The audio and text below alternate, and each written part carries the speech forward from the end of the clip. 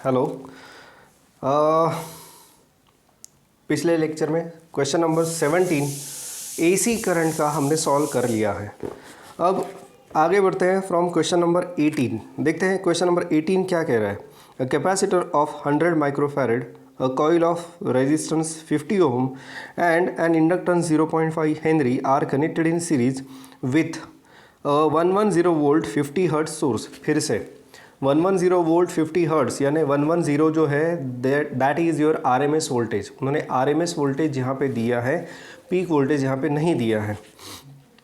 ठीक है, calculate the RMS value of current in the circuit. अब देखो एक कॉइल है और उस कॉइल का ही खुद का रेजिस्टेंस है, वो है 50 ओम, और उसका खुद का इंडक्टेंस भी है, वो है 0.5 हेनरी।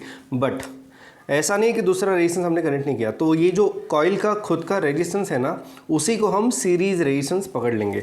यानी अल्टीमेटली सर्किट वैसे ही है जैसे सीरीज़ एलसीआर का है। सो देखो ये सर्किट कुछ ऐसे ही बनेगा जैसे हम हमेशा देखते आ रहे हैं।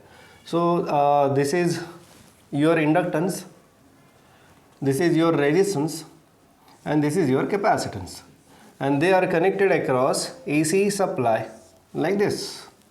नाउ अब मुझे पैरामीटर्स देखने दो क्या क्या है। So here we have capacitor of 100 microfarad, so this is 100 microfarad. Then we have coil of resistance, तो ये जो रेजिस्टेंस है ना, ये कॉइल का ही है, बट ये सीरीज़ में ही एक्ट करेगा, ये पैरेलल में नहीं आएगा। इसको अच्छे से समझ लेना, this will be in series only. ये कॉइल का ही रेजिस्टेंस है और ये सीरीज़ में ही रहेगा, it will not be in parallel, क्योंकि कॉइल का है तो आपको समझेगा ये पैरेलल में आना चाहिए, बट ऐसा नहीं है। सो ऐसा इसलिए नहीं है because that resistance is opposing the current flowing through the coil and hence it should be taken in series not in parallel. So ये जो रेजिस्टेंस दिया है वो दिया है 50 ओहम का, and now finally we have inductance that is 0.5 henry. ठीक है, और जो वोल्टेज दिया है वी आर एम एस वो है 110 वोल्ट, फ्रीक्वेंसी है 50 हर्ट्ज। हाँ जी, सो बस हो गया। Calculate the R M S value of current तो हो गया, नहीं इतने जल्दी तो हो नहीं पाएगा। अब यहाँ पे हमें फिर से पूरा काम करना पड़ेगा। और देखो ये क्वेश्चन जो है ना, ये आ सकता है आपको फॉर 3 मार्क्स। 3 मार्क्स की सिर्फ करंट ही ढूंढना है, बट 3 मार्क्स इसलिए क्योंकि बहुत सारे पैरामीटर्स इसमें आ जाएंगे। पहले तो हमें ढूंढना पड़ेगा एक्सी या फिर एक्सएल, जो भी है। Let us try to find out X C. So X C is omega C, so it is 1/2 pi F C. F जो है वो दिया है 50 हर्ट्ज, सी जो है वो दिया है 100 माइक्रोफैरड। सो वैल्यूज पुट करके आपको एक्सी की वैल्यू निकालनी है। ये हो गया। इसके बाद आपको एक्सएल निकालना है। XL is omega L 2 pi F L. F again it is 50 hertz, L 0.5 Henry, 0.5 Henry यानी 1/2, तो ये 2 कैंसिल हो जाएगा, तो 50 इंटू 3.14 आ जाएगा वो। ये भी कैलकुलेशंस आपके ऊपर मैं छोड़ रहा हूँ। XL and resistance R that is 50 ohm. तो ये सब कैलकुलेट करने के बाद पहले ये चेक करो कि एक्सएल इज ग्रेटर और एक्सी इज ग्रेटर। जो भी ग्रेटर है वो पहले आएगा। कैसे, किसमें आएगा पहले? Impedance Z is equal to root of R square plus XL minus XC square. Impedance Z is equal to square root of R square plus XL minus XC square. अगर देखो कैलकुलेशंस चेक करके लेना, अगर X L greater है so write X L first, and if X C is greater then write X C minus X L. ये आप check कर लेना पहले, इसके लिए आपको कैलकुलेशंस पूरे करने पड़ेंगे। Once you have value of Z, आपके पास Z की वैल्यू आ गई। देखो ये पूरा लॉग से करना पड़ेगा। अगर वैल्यूज़ थोड़ी डेसिमल में आती है तो ऑफकोर्स मेरे ख्याल से वो डेसिमल में ही आएंगी, तो ये पूरा लॉग से आपको करना पड़ेगा। स्क्वायर रूट भी आपको लॉग टेबल से ही करना पड़ेगा। Next, once you have value of Z then I R M S is equal to V R M S upon Z। ये आपका फाइनल कैलकुलेशन रहेगा। इससे पहले ये कैलकुलेशंस करने पड़ेंगे। तो बहुत सारे कैलकुलेशंस इसमें आते हैं, तो चैप्टर के शुरू में शायद से मैंने कहीं तो बोल दिया होगा कि इसके कैलकुलेशंस भी आपको थोड़े बहुत कॉम्प्लिकेटेड लगेंगे। कॉम्प्लिकेटेड यानी लेंदी है, बहुत ज़्यादा समय इसको लगेगा। तो ये ऐसा अगर क्वेश्चन आता है तो ये आएगा 3 मार्क्स के लिए, 3 मार्क्स के लिए आना चाहिए। 2 मार्क्स के लिए आता है तो इसको साइड में रख दो और अगर बाद में समय बचा तो इसे कंप्लीट करो। क्यों? क्योंकि ये बहुत लेंदी क्वेश्चन रहेगा, बहुत ज़्यादा समय लेगा। बट अब बहुत ज़्यादा यानी कितना लेना चाहिए? सो आइडियली आपका ये जो न्यूमेरिकल है ये ख़त्म होना चाहिए 3 मार्क्स के लिए। तो 2 3 6, 6 मिनट में ये कैलकुलेशंस के साथ पूरा न्यूमेरिकल सॉल्व होना चाहिए। कैलकुलेशंस के साथ फाइनल आंसर जो है वो 6 मिनट्स में आपका आना चाहिए। इसे अच्छी तरह से याद करना। अगर आप ये कर पाते हो then your speed is very good और फिर कोई प्रॉब्लम आपको कैलकुलेशन में नहीं आएगा। बट जो मैंने कहा वो करके देखना एक बार। Try to solve this in 6 minute. पहली बार करोगे तो पहली बार इसमें आपको बहुत ज़्यादा समय लगेगा, बट जैसे जैसे इसी की तरह के न्यूमेरिकल्स आप सॉल्व करते जाओगे, there are some numericals in MCQs as well, तो वो भी अब क्या ऐसे MCQs आएंगे? आ भी सकते हैं। तो इन दैट केस उस MCQ को साइड में रखना है, बाद में अगर समय मिलता है तो उसे कंप्लीट करो या फिर अप्रॉक्सीमेशन से उसे करो। अप्रॉक्सीमेशन से भी आप उसे कर सकते हो, थोड़ा सा फास्ट दिमाग लगेगा वहाँ पे, बट कर सकते हो, ऐसा नहीं कि नहीं कर सकते। ठीक है। सो IRMS is VRMS upon Z, यानी ये Z वाला, ठीक है, इम्पेडेंस। तो ये फाइनली आपको फाइनल रिजल्ट देगा। अब बढ़ते हैं आगे क्वेश्चन नंबर 19 की तरफ। तो क्वेश्चन नंबर 19 कैसा है देख लेते हैं पहले, क्या कह रहा है वो। देखो क्वेश्चन नंबर 19 क्या कह रहा है, find the capacity of a capacitor which when put in series with a 10 ohm resistor makes a power factor equal to 0.5। Assume an 80 volt 110 hertz AC सप्लाई। ठीक है। अब यहाँ पे ना बेसिकली वोल्टेज की मुझे नहीं लगता कहीं पे ज़रूरत है। वोल्टेज की ज़रूरत इसलिए नहीं है क्योंकि यहाँ पे कहीं पर भी करंट उन्होंने नहीं पूछा। करंट नहीं पूछा तो वोल्टेज की ज़रूरत नहीं है, बट फ्रीक्वेंसी की हमें बहुत ज़्यादा ज़रूरत है। क्यों, बता देता हूँ। आपका एक सर्किट है जिसमें सिर्फ कैपेसिटर है और रेजिस्टेंस है, बाकी कुछ भी नहीं है। So in that case impedance triangle की डायग्राम फिर से एक बार देखो और मुझे बताओ cos फाई क्या आ रहा है। सो इम्पिडेंस ट्रायंगल से मैं ये लिख सकता हूँ कि cos phi is equal to R by Z। cos phi is equal to R by Z। Z क्या रहेगा अभी? Z रहेगा R square plus XE minus XL square. ये जनरल एक्सप्रेशन है, या फिर आप XL माइनस XE भी लिख सकते हो, कोई फ़र्क पड़ने वाला नहीं है। ठीक है। अब आपके सर्किट में इंडक्टेंस तो है नहीं, तो XL की वैल्यू 0 हो जाएगी। तो क्या हो जाएगा ये cos phi is equal to R upon root of R square plus XC square. ये आ रहा है आपका cos phi. cos phi power factor उन्होंने दिया है, 0.5। सो cos फाई 0.5, सो ये 1/2 आ जाएगा और ये R upon root of R square plus XC square. दोनों तरफ ये 1/2 कैसे आया समझ में आ गया। ये cos फाई 0.5 दिया है, 0.5 का मतलब है 1/2। दोनों तरफ मैं स्क्वायर करूँगा, थोड़ा फास्ट जाना पड़ेगा मुझे। It is equal to R square upon R square plus XC square. Cross multiply करोगे तो R square plus XC square is equal to 4R square. So अब क्या होगा यहाँ पे? So XC square is equal to 4R square minus R square 3R square. ठीक है, यहाँ तक आ गए आप लोग। देन अब क्या होगा? XC is equal to root 3R। What is XC?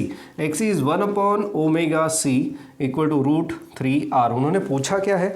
उन्होंने पूछा है, क्या पूछा है, किधर गया 19 कैपेसिटी यानी C की वैल्यू पूछी है। ठीक है। So C is equal to, C उधर रहेगा, ये इधर रहेगा, 1 upon root 3R omega, sorry C equal to 1 upon root 3R omega. I hope ये आपको समझ में आ गया होगा। सो 1 अपॉन रूट 3 रेजिस्टेंस आपका कितना दिया है? Let me check. रेजिस्टेंस दिया है उन्होंने 10 ओम का, इनटू ओमेगा क्या है? ओमेगा है 2 पाई एफ। फ्रीक्वेंसी दी है 100 हर्ट्ज। फ्रीक्वेंसी उन्होंने दी है 100 हर्ट्ज। तो अगर ये सारी वैल्यूज़ मैं इसमें पुट करता हूँ तो C is equal to 1 upon root 3 into 10 into 2 into pi की वैल्यू है 3.14 इंटू 100। अब ये आपके ऊपर है कि ये कैलकुलेशंस आप कैसे करोगे। आपके ऊपर बिल्कुल नहीं है, सॉरी गलत बोल दिया मैंने, ये आपको लॉग टेबल ही यूज़ करना पड़ेगा। अब हाँ, आपके ऊपर यानी कुछ चीज़ें आप रिमूव कर सकते हो लॉग टेबल से। ये 10, ये 100, तो 10⁻³ बाजू में रख दो, साइड में रख दो, उसको लॉग टेबल में ऐड मत करना, उसको बाद में आप ऐड कर सकते हो। तो इस तरह से ये कैलकुलेशंस आएंगे, लॉग कैलकुलेशंस करो, इसका आंसर आपका आना चाहिए। मेरा जो आंसर यहाँ पे आ रहा है दैट इज़ अराउंड 9.193 इंटू 10⁻⁵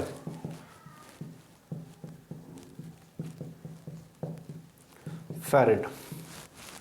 ये आपका आंसर आ रहा है कैपेसिटेंस का। सो अब समझ में आ गया होगा आपको कि लॉग टेबल हमने क्यों पढ़ा था। वो इसलिए पढ़ा था क्योंकि इस तरह के न्यूमेरिकल्स आ सकते हैं। अभी तो शुरुआत है, आगे के चैप्टर में ड्यूअल नेचर ऑफ मैटर ऐसे ही कुछ न्यूमेरिकल्स हमें करने पड़े। बट डरो मत, मैं आपको डरा नहीं रहा हूँ, मैं आपको ये बताना चाहता हूँ कि एक आध या दो न्यूमेरिकल्स ऐसे आ सकते हैं जहाँ पे आपको लॉग टेबल की ज़रूरत पड़ेगी। सारे के सारे न्यूमेरिकल्स इस तरह से नहीं होंगे, कुछ न्यूमेरिकल्स बहुत सिंपल रहेंगे, उसके लिए लॉग टेबल की ज़रूरत नहीं पड़ेगी। बट अब देखो, ये तो बहुत इजी है, क्वेश्चन बेसिकली बहुत इजी है, पर अगर किसी को लॉग टेबल नहीं आ रहा है तो ये नहीं कर पाएगा, वो सीधा सीधा है। सो लॉग टेबल करो, प्रैक्टिस करो, आपका बेनिफिट रहेगा इसमें। बढ़ते हैं आगे नेक्स्ट क्वेश्चन की तरफ।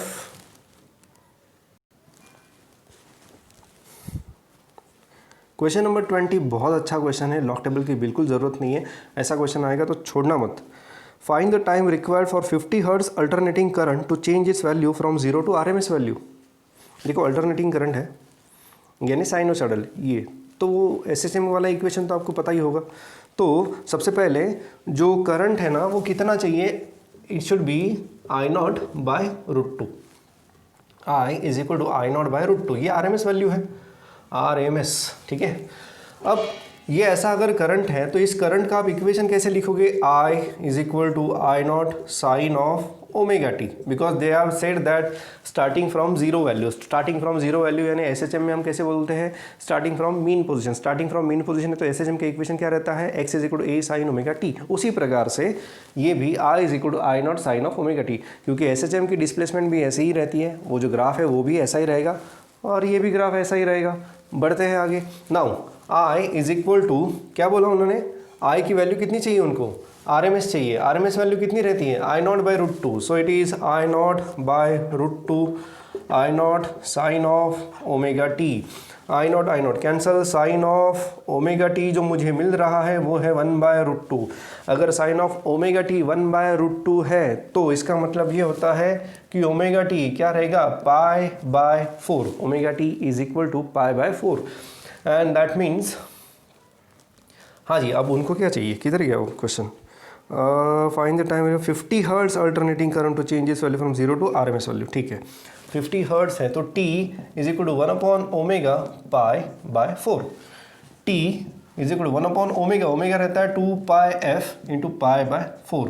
पाई कैंसिल, पाई गया है आपके आधे कैलकुलेशन ईजी हो गए। ठीक है, next, so T is equal to 1/2f और ये 1/4 यानी 0.25 हो जाता है, और ये 2 इंटू फ्रिक्वेंसी है 50, तो ये मेरे ख्याल से आ जाएगा 0.25 इंटू 10⁻², ये 2.5 इंटू 10⁻³ t सेकंड्स। ये आ गया आपका answer. So I hope yes it is correct. Question number 20 का जो आंसर है, ये मेरे ख्याल से पहला ऐसा चैप्टर है जिसमें सारे न्यूमेरिकल्स के आंसर उन्होंने करेक्ट दिए हैं। इससे पहले के सारे न्यूमेरिकल्स उन्होंने, सारे चैप्टर्स में कुछ ना कुछ तो गलतियां हमें मिल रही है। बढ़ते हैं आगे क्वेश्चन नंबर 21 की तरफ। इसमें कोई भी डाउट है तो पूछ सकते हो। अगर किसी को लॉग कैलकुलेशन में प्रॉब्लम है तो नेक्स्ट टाइम डाउट सेशन में बैठना और पूछना लॉग कैलकुलेशंस कैसे करने हैं। डाउट सेशन में लॉग कैलकुलेशंस कर दिए जाएंगे, ठीक है, उसमें कोई प्रॉब्लम नहीं है, बिंदास पूछो। नहीं किया है अभी तक तो अभी तो करो, कम से कम डाउट सेशन में आना, बैठना, लॉग कैलकुलेशन पूछना, ये आपका काम है। कौन सा था ये? क्वेश्चन नंबर 20 था यार, 19 नहीं है, 20 है। 21, क्वेश्चन नंबर 21 पे बढ़ते हैं।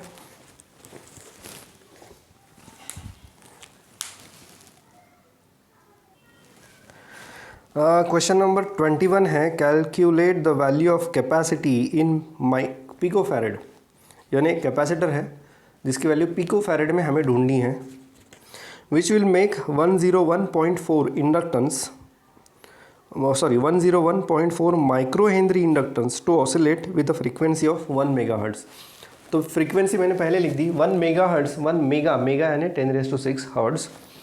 इंडक्टेंस दिया है 101.4 माइक्रो हेनरी यानी L is equal to 101.4 into 10⁻⁻⁶ Henry.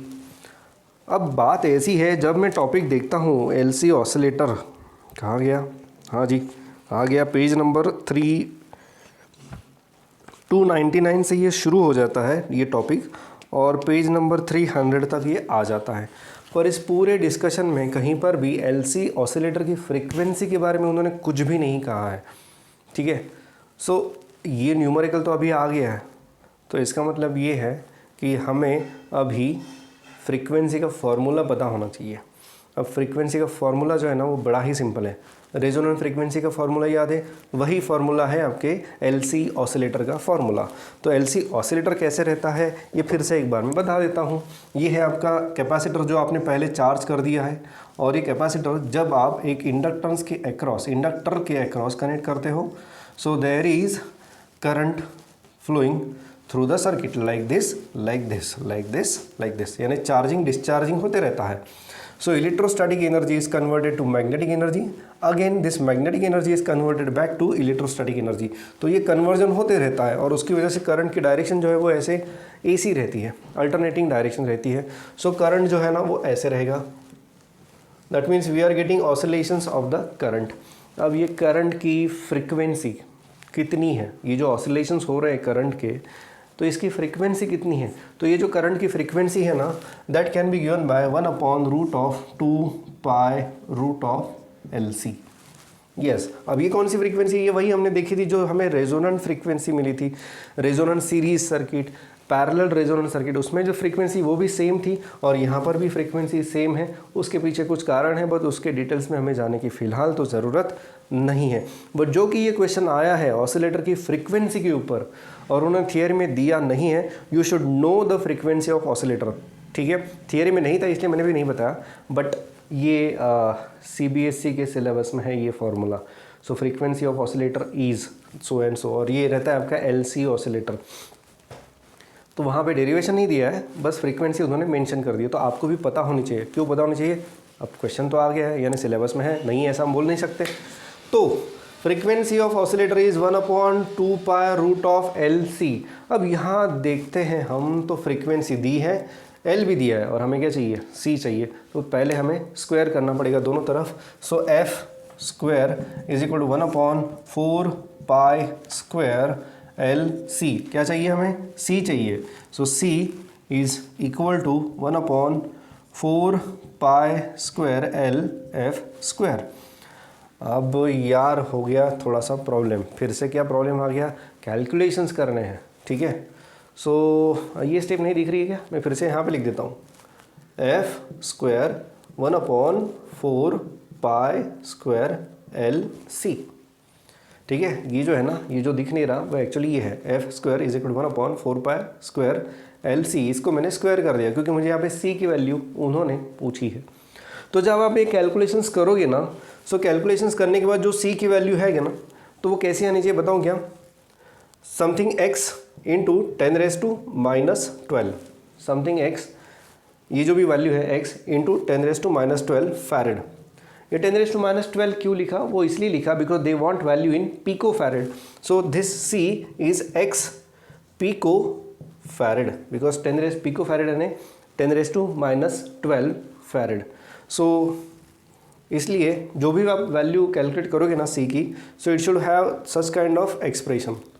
तो आप डायरेक्टली ये 10⁻⁻12 आपको अरेंज करना पड़ेगा वहाँ पे, तो आप डायरेक्टली x पिको फैरेड ऐसा लिख सकते हो। कैलकुलेशन फिर से आपको करना है, कहीं पर भी कोई प्रॉब्लम है कैलकुलेशन रिलेटेड तो आप पूछ सकते हो, बट अभी ये समय है, ये एक अच्छा मौका मिला, एक चांस मिला है आपको कि आपकी कैलकुलेशंस की एबिलिटी जो है वो चेक करने का।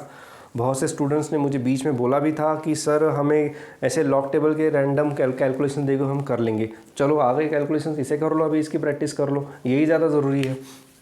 बढ़ते हैं आगे नेक्स्ट क्वेश्चन नंबर 22 की तरफ। आई होप ये क्लियर हो गया होगा, ये आपके लिए नया था, ठीक है। नया यानी फार्मूला तो पुराना है बट ऑसिलेटर का भी यही फ्रीक्वेंसी का फॉर्मूला है, ये हमें पता नहीं था, थियोरी में नहीं दिया था, बट अब ये याद रखना कि एलसी ऑसिलेटर जो है, एलसी ऑसिलेटर की करंट का जो वेरिएशन है, ये वेरिएशन की जो फ्रीक्वेंसी है that can be given by F is equal to 1/2π√LC।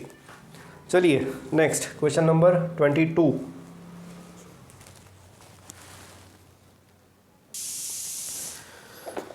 Question number 22. A 10 microfarad capacitor is charged to a 25 volt potential. The battery is disconnected and the pure 10 millihenry coil is connected. Pure यानी ideal inductor है.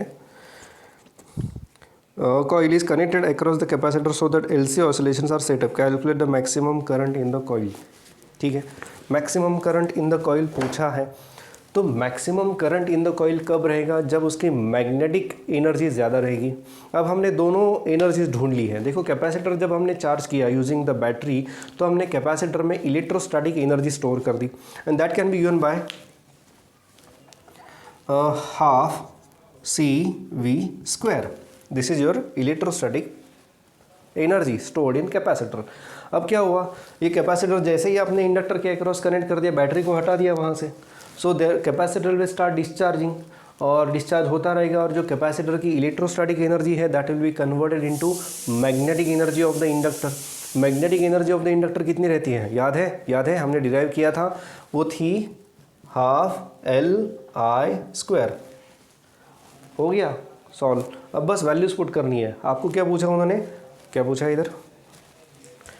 Calculate the maximum current in the coil. तो current will be maximum when there is a maximum magnetic energy in the inductor.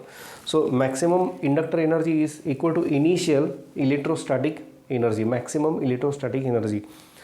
So बस ये half cancel हो जाएगा और मैं values put, देखो ये सब चीज़ें दी है। कैपेसिटेंस दिया है 10 माइक्रोफैरेड का, वोल्टेज यानी capacitor is charge to the voltage of 25 volt, और इंडक्टेंस दिया है 100 मिली हेनरी का। तो अब यहाँ पे क्या हो जाएगा, हाफ CV²। सो CV² हमें क्या चाहिए, करंट चाहिए। सो करंट I², देखो ये हाफ में कैंसिल कर रहा हूँ, I² is CV² divide by L। So I² is capacitance is 10 micro Henry, so 10 into 10⁻⁻⁶, 25 V², तो 25 इंटू 25 डिवाइडेड बाय इंडक्टेंस जो दिया है वो दिया है 100 मिली हेनरी, 100 मिली यानी 10⁻⁻3। हाँ जी, ठीक है। सो ओवरऑल देखते हैं अभी क्या मिलता है। सो I² देखने को दिख रहा है क्या? ठीक है, I² अब ये हो जाएगा 10⁻⁻5 और ये हो जाएगा 10⁻⁻1 -5 अपॉन -1, तो 10⁻⁻5 रहेगा। सो 25 इंटू 10⁻⁻4 बचेगा, इतना ही बचेगा, बाकी कुछ नहीं बचेगा। अब देखते हैं आगे। सो अब ये I² है, तो I क्या रहेगा? सो it is 25 into 10⁻²। So current जो है इंडक्टर में फ्लो होने वाला maximum current that is 0.25 ampere. ठीक है, ये आ गया आपका करंट। यानी ये जो करंट में वेरिएशन मिल रहा है ना ऑसिलेटर में, तो ये करंट की जो ये मैक्सिमम वैल्यू है ना that is 0.25 ampere. Maximum value of the current is 0.25 ampere. बस ये यहाँ पे पूछा था, ये क्लिक होना वहाँ पे बहुत ज़रूरी था कि एग्जैक्टली क्या हो रहा है वहाँ पे। सो हो ये रहा है कि आपने कैपेसिटर को चार्ज कर दिया और उस कैपेसिटर को आपने अक्रॉस द इंडक्टर कनेक्ट कर दिया। क्या होगा? ऑसिलेशंस होंगे। तो ऑसिलेशंस के कारण क्या है? ऑसिलेशंस का कारण है ये एनर्जी ना जंप करती रहती है, कभी वो इलेक्ट्रोस्टैटिक एनर्जी रहती है, कभी वो मैग्नेटिक एनर्जी रहती है। इन दोनों में ये कन्वर्जन होते रहता है और उसकी वजह से हमें ऑसिलेशंस मिलते हैं। So that's why I am writing half CV²। ना half CV² is the expression for electrostatic energy, half LI² it is the expression for magnetic energy stored in inductor. और इसी को हमने कंपेयर किया था हाफ MV² से, तो इसलिए हमने L को कहा था इट इज़ मैग्नेटिक इनर्शिया या फिर inertia of electrical circuit. Inductance L को हम कहते हैं inertia of electrical circuits. Anyway वो यहाँ पे पूछा नहीं था, उन्होंने मैक्सिमम करंट पूछा है। सो मैक्सिमम करंट आ रहा है आपका 0.25 एम्पियर, दैट्स इट। तो आपको बस दो एनर्जीज़ को इक्वेट करना था, बाकी कुछ भी नहीं यहाँ पे करना है। सो हो गया, ये भी एक क्वेश्चन बचा था, ये हो गया। Now we are moving toward the last question of this exercise and that is question number 23।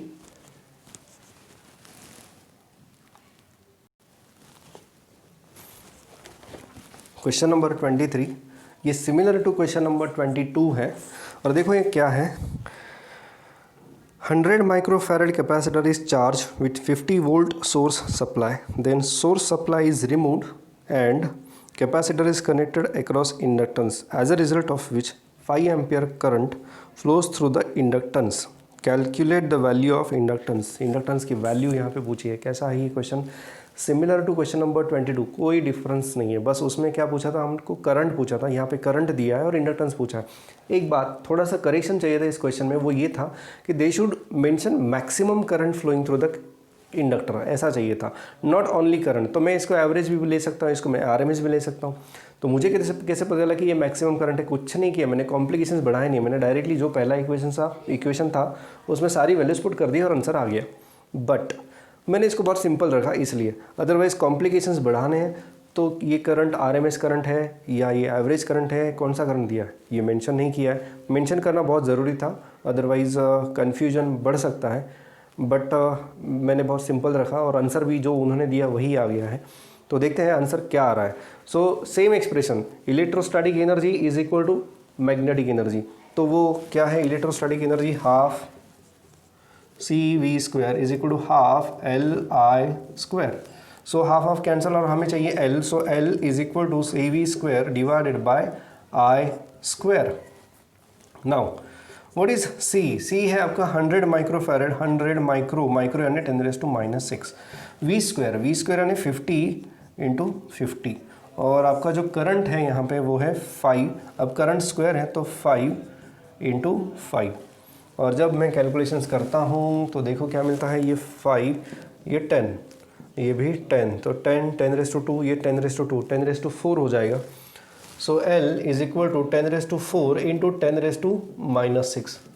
So inductance की जो वैल्यू मुझे मिल रही है 10⁻² हेनरी, यानी 0.01 हेनरी, ये है इंडक्टेंस। आ गया आंसर, यही आंसर दिया है शायद से मैंने, हाँ 0.01 हेनरी।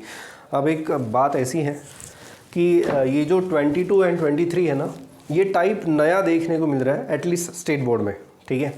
तो अब और ये क्वेश्चन सूटेबल है फॉर CET एग्ज़ाम, इस तरह के क्वेश्चन 22 23, ठीक है। तो इसको भी ज़रा अच्छे से समझ लेना, इस तरह के क्वेश्चंस आपको CET में पूछे जा सकते हैं, ठीक है। अच्छा टाइप था और बहुत इजी है, बहुत क्विकली आप इसे सॉल्व कर सकते हो। तो ये था ओवरऑल एक्सरसाइज का solution of AC circuits. Numericals ज़्यादा थे, कैलकुलेशंस ज़्यादा थे और इसकी प्रैक्टिस आपको करनी पड़ेगी। कैलकुलेशंस वाले न्यूमेरिकल्स बोर्ड एग्ज़ाम में आ सकते हैं, ऐसा नहीं है कि नहीं आएंगे। उसको आप ड्रॉप करोगे तो नहीं चलेगा, एक्सक्यूज़ मी, ड्रॉप करोगे तो उसे नहीं चलेगा। अटेम्प्ट करो उसे, कैलकुलेशंस की प्रैक्टिस अभी करो, अभी समय है। किसी को भी कैलकुलेशंस में प्रॉब्लम है लॉग टेबल के, तो डाउट सेशन में बैठो, वहाँ पे बोलो। बोलते भी नहीं हो तुम लोग डाउट सेशन में, सिर्फ बैठे रहते हो, तो बोलो कि मुझे डाउट है लॉग टेबल में, तो वो क्लियर हो जाएंगे। एक और चीज़, मैंने यार थोड़ी देर पहले कॉस वाला एग्जाम्पल लिया था, वहाँ पे उन्होंने फेज डिफरेंस पूछा है, तो वहाँ पे आपको कॉस इन्वर्स देखना है। तो कितने लोगों ने देखा और कितने लोगों को आंसर मिला, ये भी आप मुझे बताओगे। कॉस इन्वर्स का आंसर मिल रहा है या नहीं मिल रहा है, क्योंकि वहाँ पे उन्होंने फेज डिफरेंस पूछा है, ठीक है। सो फेज डिफरेंस पूछा है तो वो कॉस इन्वर्स का जो टेबल है वो भी आपको देखते आना चाहिए। कॉस यानी कौन सा कॉस देखोगे आप, टेंजेंट कॉस है और नेचुरल कोसाइन टेबल है लॉग टेबल में, तो आपको देखना है नेचुरल कोसाइन। टेंजेंट वाला एक भी टेबल हमारे सिलेबस में नहीं है। सो टेंजेंट साइन टेबल है, टेंजेंट नहीं, लॉगरिदमिक कॉस टेबल है, लॉगरिदमिक साइन है, लॉगरिदमिक टैन है। तो ये लॉगरिदमिक हमें नहीं देखने हैं, हमें देखने हैं natural sine, natural cosine, natural tangent. तो ये नेचुरल वाले टेबल्स ही हमें देखने हैं, लॉगरिदमिक में मत जाना, वहाँ पे गलती हो जाएगी, ठीक है। सो ओवरऑल ये था, बाकी थियोरी के सारे पॉइंट्स डिस्कस हो चुके हैं रिलेटेड टू दिस चैप्टर। इसके बाद भी कोई भी डाउट है तो आप पूछ सकते हो। नेक्स्ट लेक्चर से मैं शुरू करूँगा CET वाले क्वेश्चन। CET वाले क्वेश्चंस मैं ज़्यादा नहीं लूँगा इस बार, क्योंकि पूरा जो इम्पॉर्टेंट पार्ट था ना, वो पूरा का पूरा उन्होंने थियोरी में कन्वर्ट कर दिया। तो CET में जो पूछने लायक क्वेश्चंस थे ना, वो लगभग सब आ गए हैं। कुछ अगर नया मिलता है तो वो हम ऐड करेंगे आपके असाइनमेंट में या फिर फ्यूचर डिस्कशन में। फ्यूचर डिस्कशन भी होगा, एग्ज़ाम से पहले एक और रिवीजन होगी आपकी, तो उसके लिए हम उसको संभाल के रख देंगे। बट हम इस बार मैं CET में ज़्यादा क्वेश्चन डिस्कस नहीं करूँगा। तो अभी मैं बोल रहा हूँ यहाँ पे कि ये चैप्टर एंड हो गया है और नेक्स्ट लेक्चर से मैं इस चैप्टर के CET क्वेश्चंस डिस्कस करूँगा। ठीक है।